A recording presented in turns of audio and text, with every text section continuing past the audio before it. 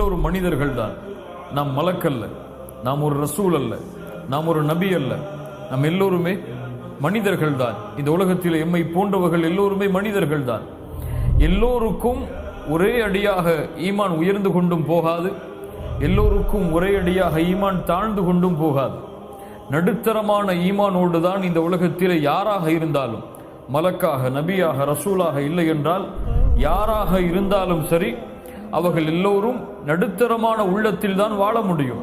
நடுத்தரமோடு தான் அவருடைய வாழ்வை அவர் அமைத்துக் கொள்ள முடியும். ஒரு மனிதன் ஒரு நேரத்திலே அப்படி இருப்பான், இன்னொரு நேரத்திலே அப்படி இருப்பான். அவனுக்கு உரைகளை கேட்கும் பொழுது ஈமான் அதிகரிக்கும். பள்ளியை விட்டு வெளியே சென்று விட்டால் அதனுடைய தாக்கம் குறையும். அதே தாக்கத்தை அவன் எதிர்பார்க்க முடியாது. அவன் மலக்கல்ல அப்படி எதிர்பார்ப்பதற்கு, அவன் நபி அல்ல அப்படி எதிர்பார்ப்பதற்கு, அவன் ரசூல் அல்ல அப்படி எதிர்பார்ப்பதற்கு. இந்த நிலையோடு தான் ஒரு மனிதன் இந்த பூமியிலே வாழ முடியும்.